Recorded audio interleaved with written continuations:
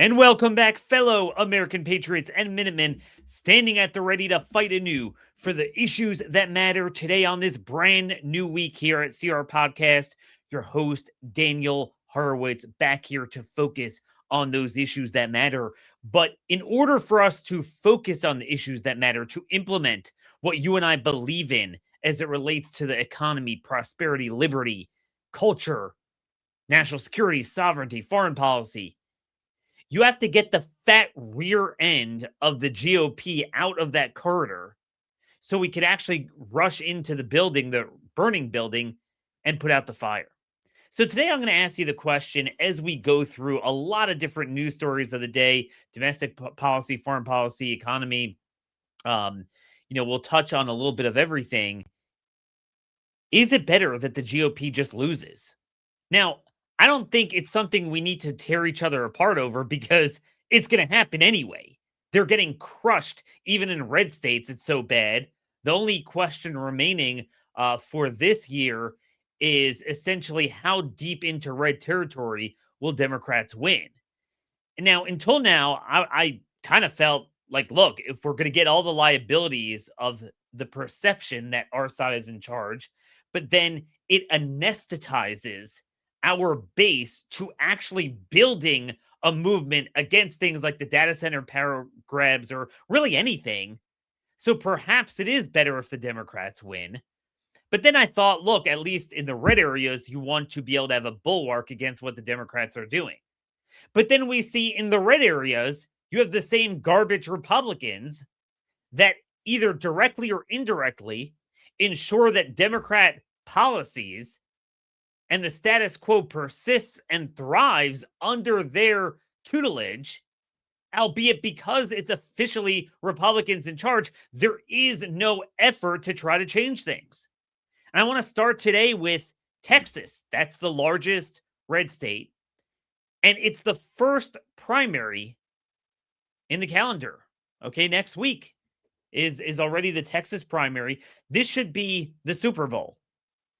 You have Doc Chambers, my friend, former Green Beret and doctor, who was running against data centers, running on medical freedom. The polar opposite of Greg Abbott, the typical status quo running for a fourth term. So again, there's 2 points here. Number one is that obviously if you elect someone like Abbott for a fourth term in a primary, so you're losing right away because everyone is upset that we've squandered one of their largest majorities ever doing nothing. Well, who was governor during that time? was he leading the fight on this stuff? No, he's always following. But, Trump comes in and endorses Abbott. Turning Point USA comes in and endorses Abbott like they do every establishment candidate. So what is the point? Moreover, even if you're one of these that's like, okay, Daniel, Republicans need to win at all costs. That's all I care about. Okay. Well, Republicans might not even win Texas. I mean, it's that bad. I mean, and even if they pull it out statewide, they're going to lose a ton of residual power in Tarrant County, a lot of suburban areas that used to be Republican. Dems are now crushing Republicans in terms of turnout in their respective primary in Texas.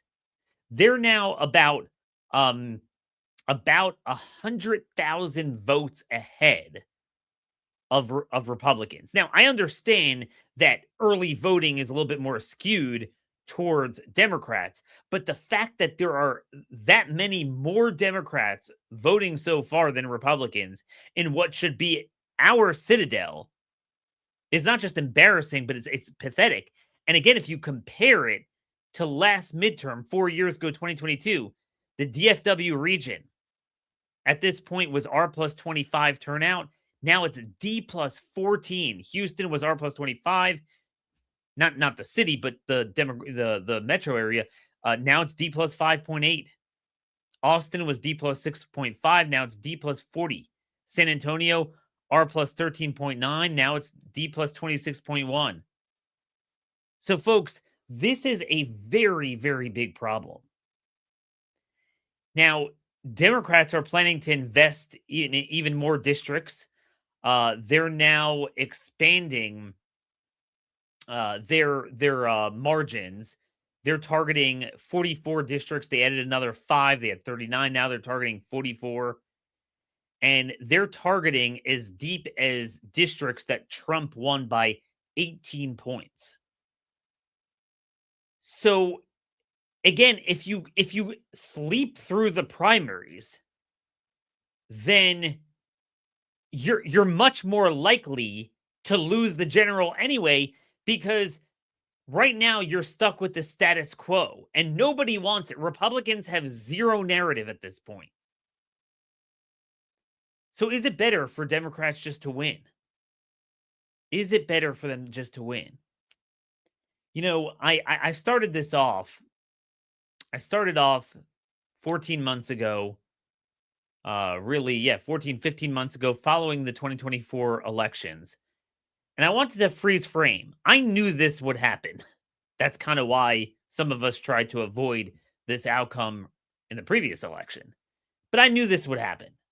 Where Fox News was juicing up all of our voters with digital fentanyl, thinking that, oh, there's a realignment. No one wants the Democrats anymore, and everyone's a Republican, and everyone's conservative, and there's this new coalition. And I was like, wait a minute. Trump won on very narrow grounds. It was a horrible economy that he's now going to own. And, you know, among other things, just the whole unprecedented nature of Biden and the way he pulled out, and Democrats bungling and squandering the handoff. And, you know, someone like Harris was just very unappealing. So they won. And Trump was on top of the world. He had the biggest bully pulpit ever. See, now we're headed into the State of the Union address where it's dramatically diminished, but it didn't have to be this way. And I laid out a set of issues where I said, I can't guarantee you conservatives or even Republicans are going to win in perpetuity, because that never happens. But here are the things that you could best address what's grieving America and actually solve the problems. You'll probably be more popular than not doing them. But worst case scenario, you would have done transformational things that empower red states, such as, you know, state immigration enforcement, so that when Democrats come back in, we'll at least be in a strong position in the red states. And I laid out for several months the policies, the messaging, how Trump could have used his bully pulpit for anything.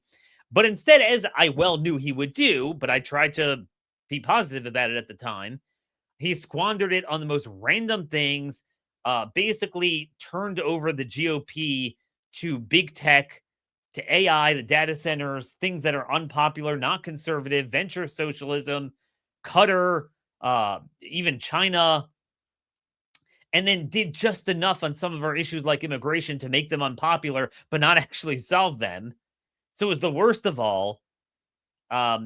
Basically squandered the entire year on a random tax bill and just an assortment of tariffs that don't fulfill any economic philosophy because they are so internally contradictory. Strengthen China's hand. And this is where we are today. Think about it. We have had numerous Americans cut dead, cut down in the prime of their lives as a result of illegal alien driving since the DHS shutdown, where we should have a national discussion because of the lapse in DHS funding over immigration. And we're already on what? Day 9? We could have forced a talking filibuster, yet Trump didn't even bring that up. Could have forced a bill through that would have defunded sanctuary cities, defunded these court cases, pushed some broader immigration reforms in. If we can't do that, what is the point of having a majority? And that is what the American people are asking. Other than owning Democrat policies under our own banner and giving them more power than they would otherwise have. See, here's the good news. Here's the good news. At the end of the day, most Democrat policies are unpopular. So even if they come in and win a number of red states, the reality is it will create a parallel backlash against it, and we'll at least be able to start anew. But getting back to my analogy, if Democrats are that arsonist and Republicans are the accomplice blocking the corridor so we can't get rid of the arsonist, don't you actually need Republicans to lose so we could flush out that system and win again? Because right now, the problem we have in states like Texas, but certainly the greater supermajority states like Oklahoma, Wyoming, Indiana, is that because it's a one-party state, no one pays attention that, oh, like, we need to get rid of the Democrats. Well, what do you mean? We did. There are no Democrats. No, the Democrats are the Republicans. So perhaps you need the official Democrats to get in there, push the same policies, by the way, albeit now they'll actually be unpopular and we'll be able to fight them and then perhaps start new. Now, the only really rub against what I'm saying, the only counter argument to my point is that, well, you're going to give Democrats a lot of power where they can do dangerous things, and Republicans, contrary to what you're thinking, won't ultimately learn their lesson and will rebuild it with the same sort of stuff.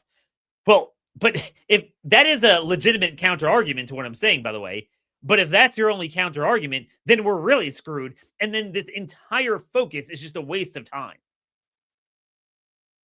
Then we do need a new party. So what is the plan? Because right now we're going to go down with the ship.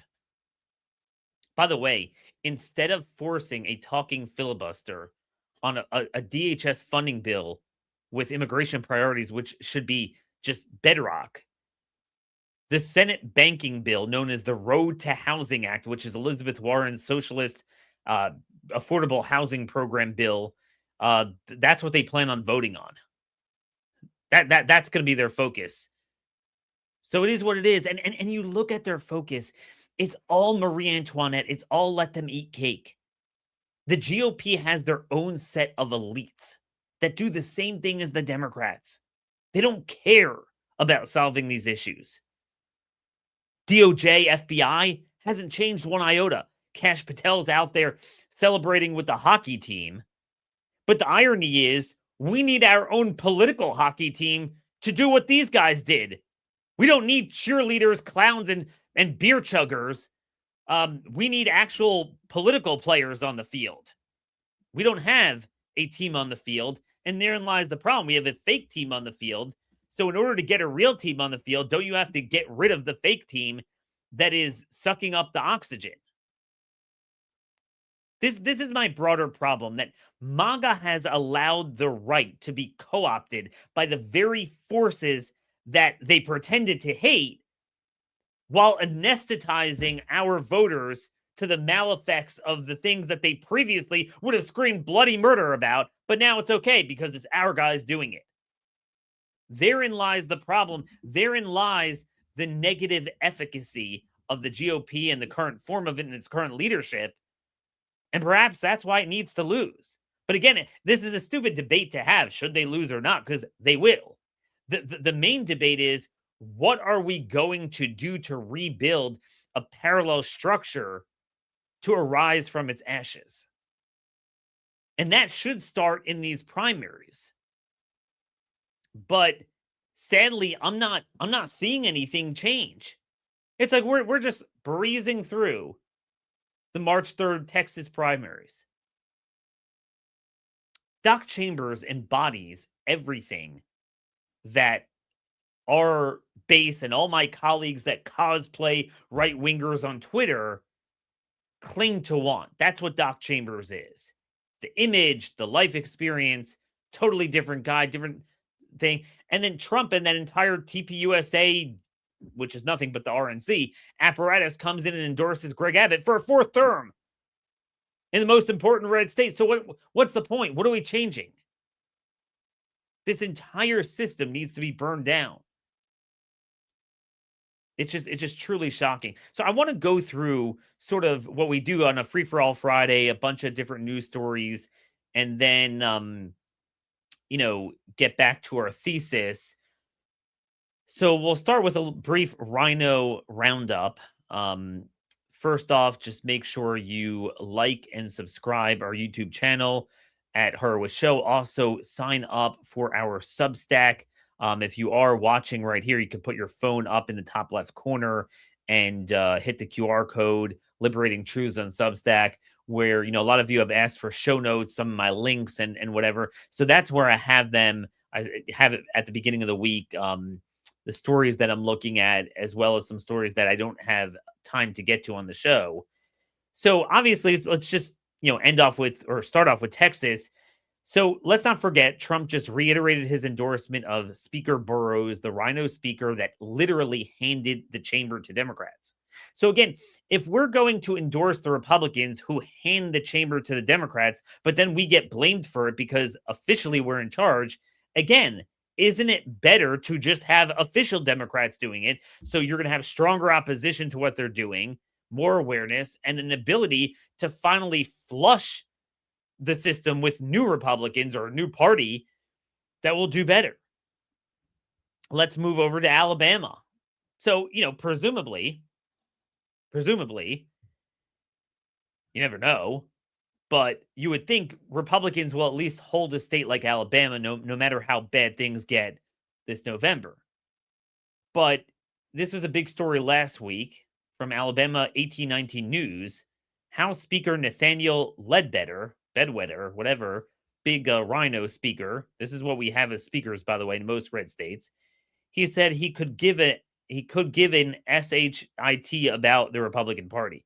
Now, he doesn't mean it in the way you and I say it. He means it from the opposite end of the spectrum. Basically, he was upset. There's this whole race for Alabama party chair, and they're trying to at least close the primaries to Democrats. And he literally opposes closing primaries to Democrats. You know why? Because he said it would result in multiple current members of the House Republican caucus losing their seats. So they recognize that the base hates the party and they rely on Democrat votes for it.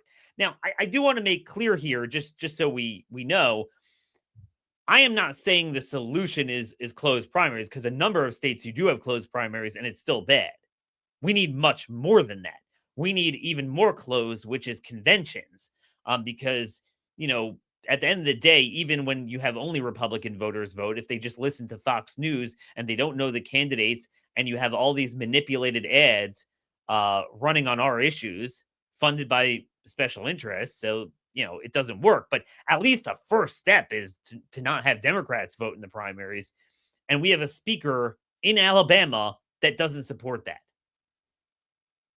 And then you just have a bunch of degeneracy. Like, I'm sorry, but God will not bless a party that's full of degeneracy.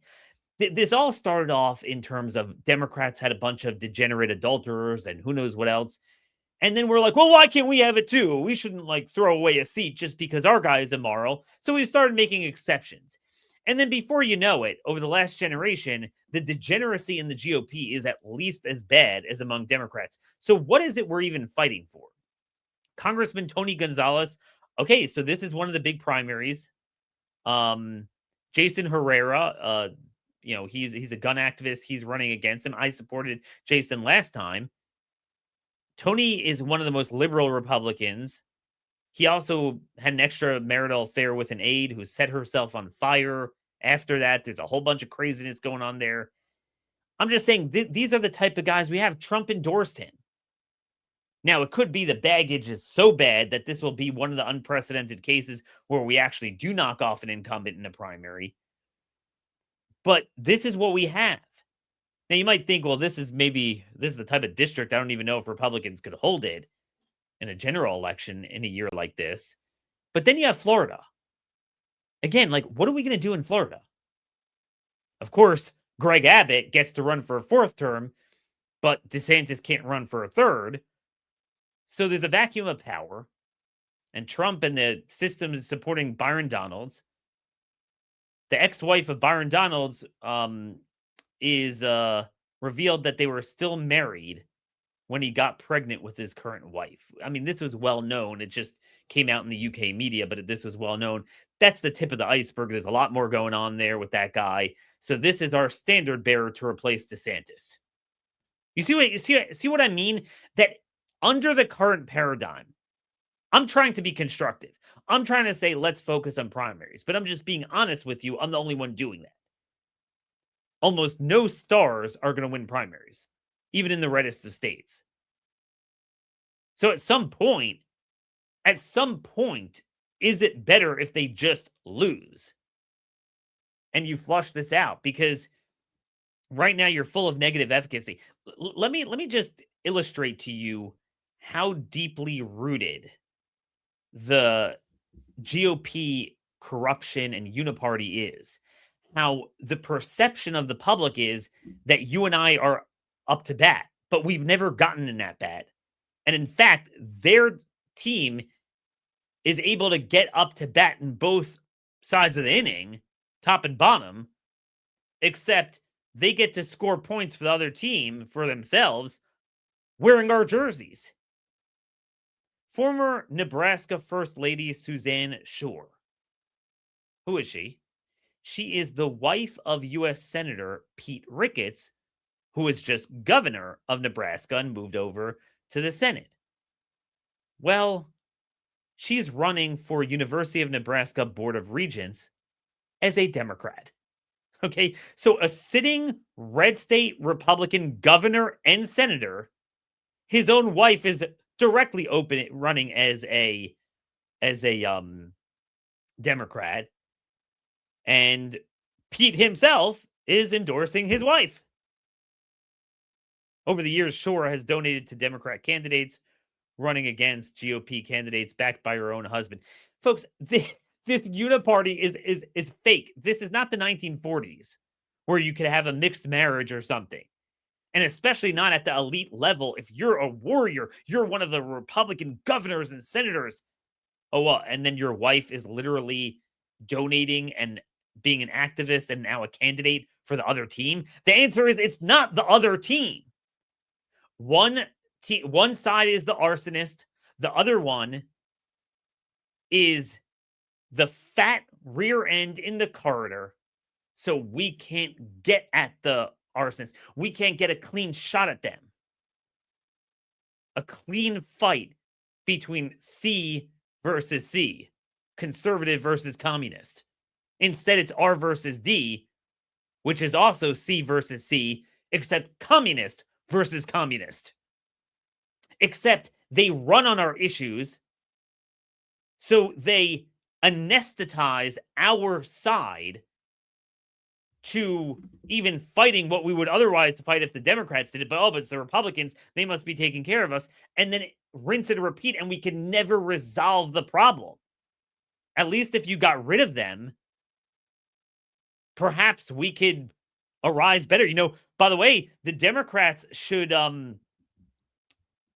they should be a little bit fearful of what they wish for, because if they win crazily enough, so spectacularly, even in deep red states, you got to wonder if they might defeat their own defeat mechanism, because they need the GOP to have a certain amount of strength. Because I've said this all the time. Let's say Democrats got what they wanted. I'm not saying I want this. I'm saying these are the options in front of us at this point. Let's say Democrats just ran the table. I don't know, that you woke up the Wednesday after the November elections and they won 70 seats in the House. They took over the Senate. They won a bunch of governorships, flipped a bunch of red state legislatures. At the end of the day, now they're going to have to govern. So now, again, they're going to have to own all the problems, and especially in the redder areas, the people are going to rebel against it. And we're going to get another opportunity to rebuild from scratch like we did after getting crushed in 06 and 08 from Bush. That's what this is going to be. But what are we going to rebuild with? But you also have to have a parallel movement. See, another thing that people need to understand is that we're not going to flush this out of the system naturally, even after November. Oh, well, now Democrats own it, right? Not really, because Trump still has 2 more years on the clock. Now, they might have a tremendous amount of state and federal power, but at the end of the day, in the minds of the voters, especially with the economy, they blame the president. Fairly or unfairly, the president is regarded as, steering that ship. So they're going to be able to come back for more. This is what Democrats did with Bush when he was unpopular, crushed him in 2006, but Bush was still there and unpopular for 2 more years. So he was able to own the economic collapse. They came back and won with Obama in 2008. And it wasn't until 2010 that we were able to rebuild the Tea Party. What I'm telling you is we're going to be dead by then. We need a parallel movement that cuts its ties completely with the morass of the current GOP that's going to capture this, by the way, nonpartisan groundswell with the data center issue. And maybe, you know what, perhaps that's a good place to move on to our next issue, because that is really where this new party, new movement could arise. I would say a mixture of public health, medical freedom, and getting the toxins out of our life. And that ties into data centers to a certain extent. And the, anti-human transhumanist surveillance state. Data centers, surveillance state, and I don't like the term because it's been co-opted, but MAGA. Those are the keys. But if that's what you want, you're going to have to move away from a certain person who champions the other side of our most auspicious political issues. That's my warning now. If you're going to wait until 2029, we're completely screwed. It's better to start rebuilding now, because frankly, you don't have a choice anyway. The Democrats are just crushing it. But let's move on to the data center download. So folks, the central fight over AI is whether you believe that it is something extraordinary that's going to replace human beings, and therefore somehow that's a good thing in their mind, and therefore it needs a whole of government approach to give it special favors, to gaslight it and enshrine it into the status of too big to fail because it is failing, or you view it as a tool like anything else, part of, machine learning, technological revolution that has its uses, but it will sink or swim on its own volition. And in fact, the more you allow the market to work, the better and more efficient the investments will go towards things that actually enhance the human experience, like any technology can and should do. But by calling it artificial intelligence, they trick people into thinking that these things are intelligent. That's the key lie here, that it's like a human, that it thinks for you, when in fact it's not thinking at all. It's spitting back pre-programmed stuff that, again, has a use. But notice we never needed Apple with iPhones to, spend millions of dollars in campaign ads for special policies and come in and out of the White House and have Operation Stargate with special governmental favors. They didn't need tax exemptions to succeed because they didn't lie and oversell what the product was. That is the central fight. And I want you to understand, what it is that Trump and the GOP have saddled up to by embracing people like Sam Altman. And these guys are just freaks. These transhumanists are utter freaks of nature that do not believe in humanity. They don't understand humans. They're anti-human. And this clip that I want to play from an interview with Sam Altman, I think embodies everything that we're up against with this transhumanist agenda. Take a listen. Unfair in this comparison is people talk about how much energy it takes to train an AI model relative to how much it costs a human to do one inference query. But it also takes a lot of energy to train a human. It takes like 20 years of life and all of the food you eat during that time before you get smart. And not only that, it took like the very widespread evolution of the 100 billion people that have ever lived and learned not to get eaten by predators and learned how to like figure out science and whatever to produce you, and then you took whatever you took. So the fair comparison is If you ask ChatGPT a question, how much energy does it take once its model is trained to answer that question versus a human? And probably AI has already caught up on an energy efficiency basis measure. So, folks, this piece of garbage thinks that an LLM is like a human and is dynamic and could think rather than being a tool of a human. See, that's the important sleight of hand there. You could be very pro his sort of technology, but still understand that it is a tool of humans. So you don't compare a tool to a human. You compare a tool to another tool. They view humans, and in fact, in reality, they view humans as tools, and their chat GPT stuff as humans. So they're like, well, humans take up a bunch of it. You see what it is? They view humans as an inconvenience in their agenda. Is this the sort of cabal that we want the conservative party to settle up to? Yet we've completely anesthetized the base to this issue that they were very much awakened to during COVID. Transhumanism, the biomedical security state. We always said that transhumanism was the next frontier from COVID, and it definitely is. And now the leader of the right is squarely in his camp. What are we going to do about that? Now, I also want to note here, I want to point out some very important news here, how the difference between it as a tool, AI as a tool versus AI as literally on par with a human. Well, humans take up energy, they take up energy.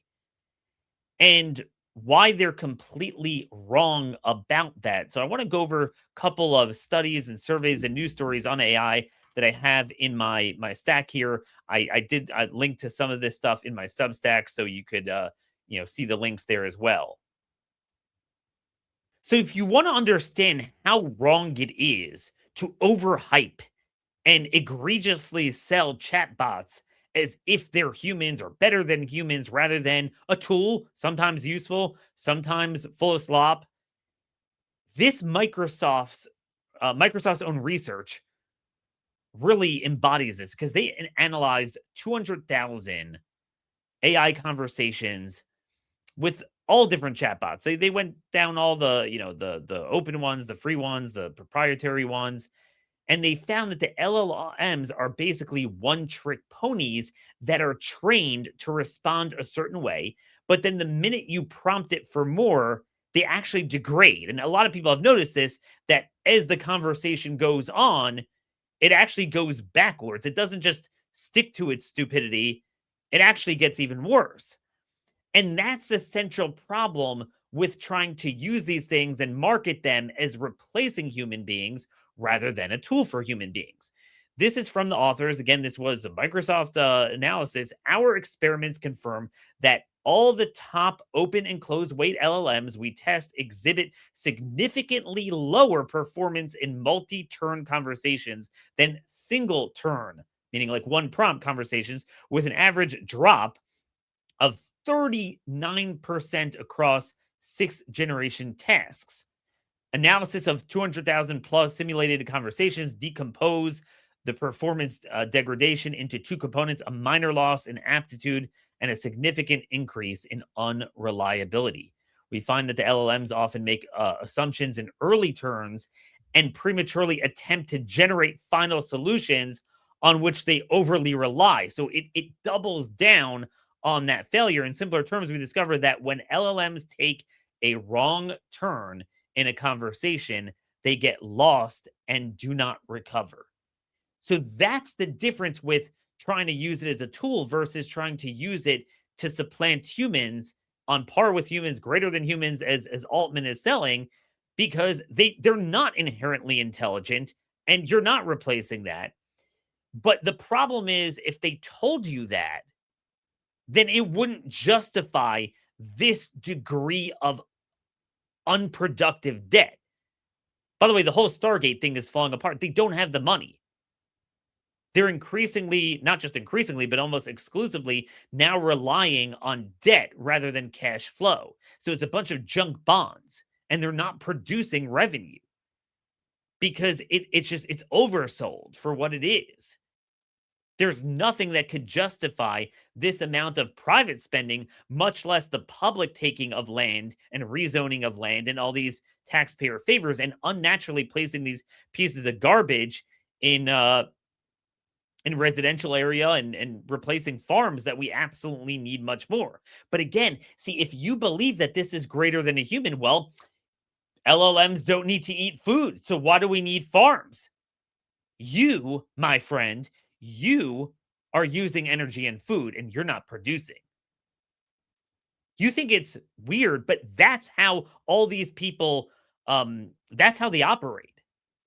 I don't know if you saw that picture of all these freaks of nature. They got together, these tech CEOs, holding hands at some sort of AI event, because they were all creating this drama that Dario of Anthropic wouldn't hold hands with Altman of OpenAI, but they looked like a bunch of freaks.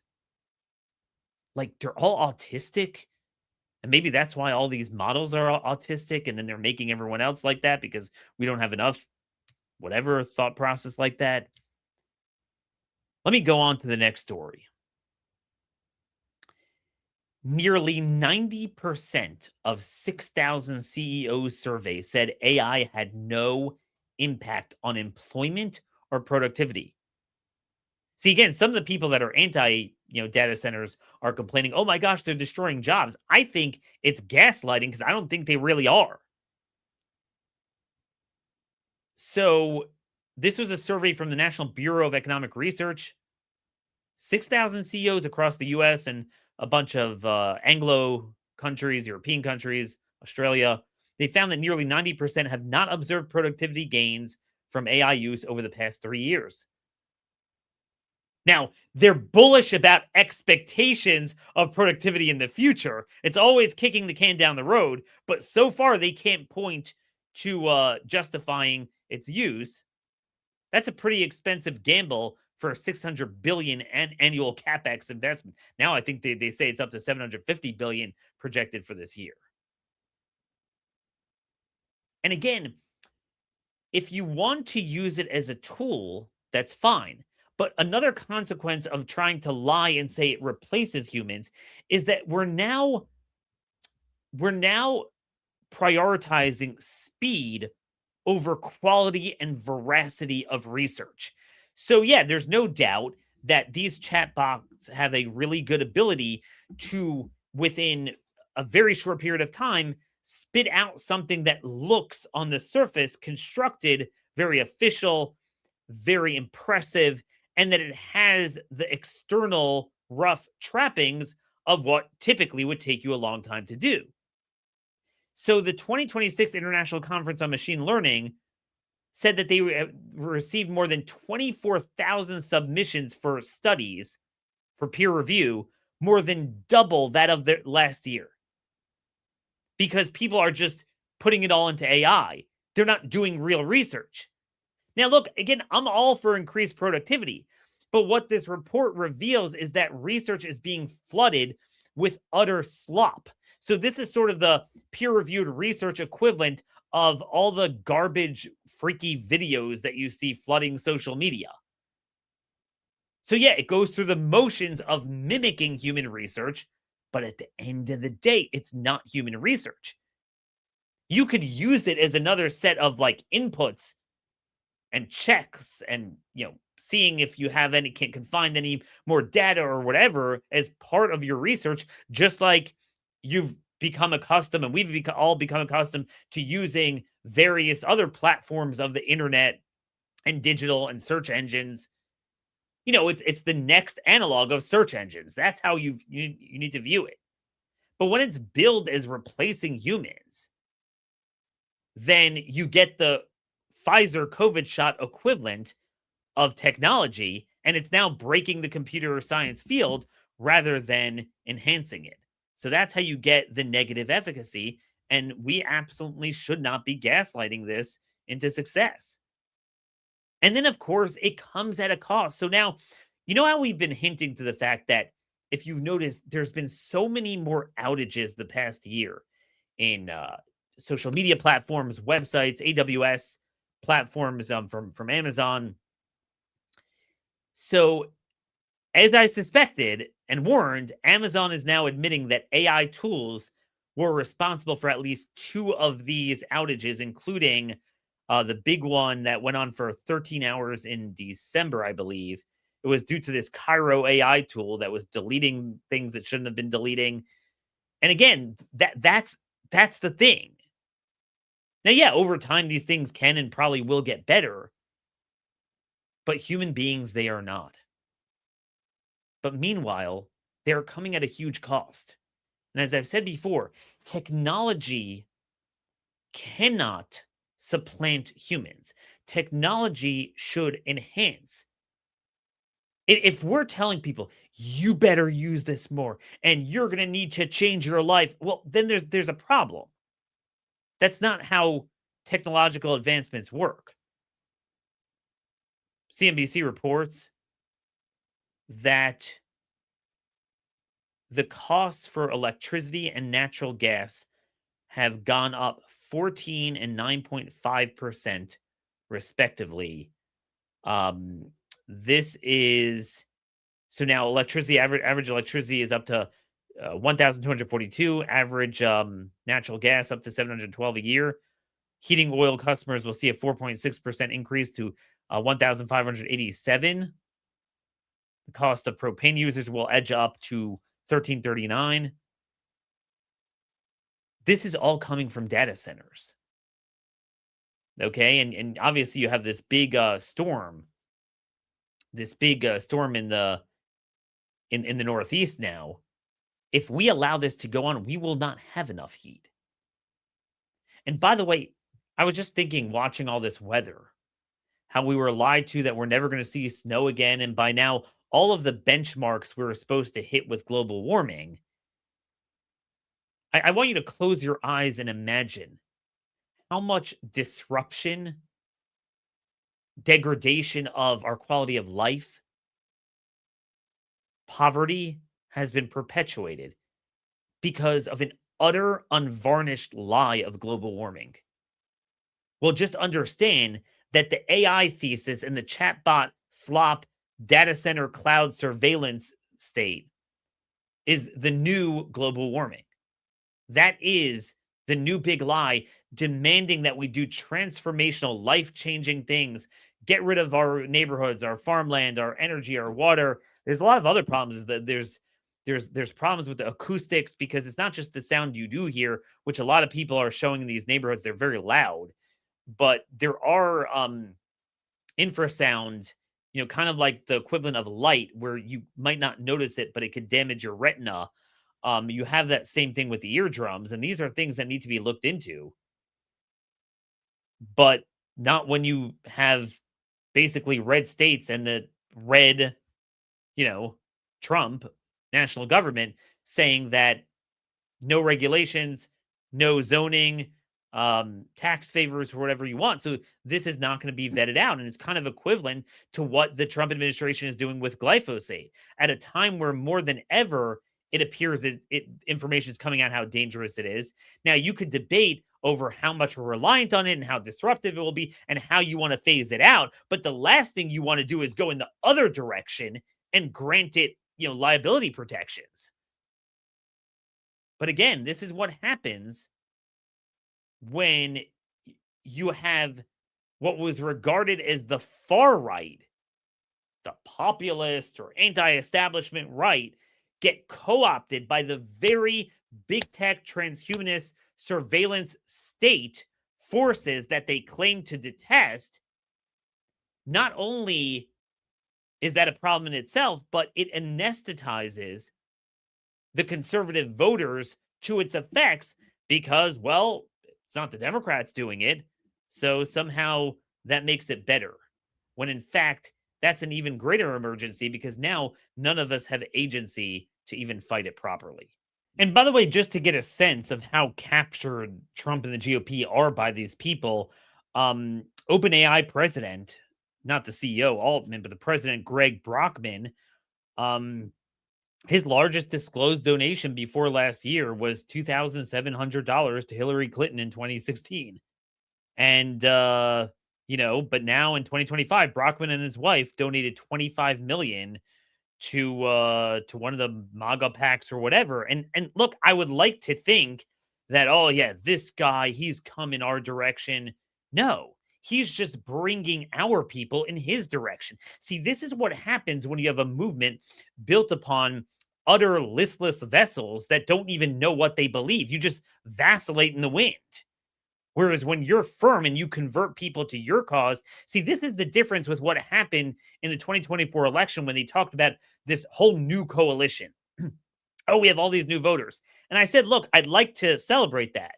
But all it is the party was a garbage can. Everyone didn't like the status quo, what was going on. So they voted for the alternative. Well, now everyone hates the status quo and they're going to vote for the alternative.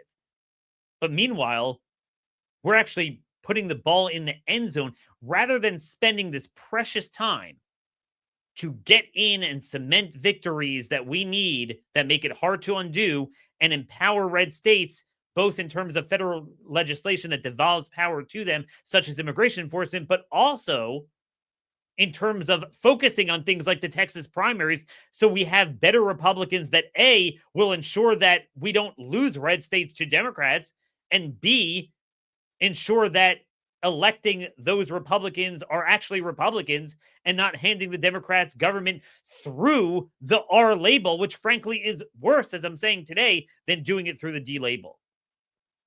Another Hillary donor, by the way, is now dropping big bucks on MAGA, venture capitalist, or maybe I'll call him venture socialist, Asha Jadeja, $5 million check. So yeah, I mean, money talks.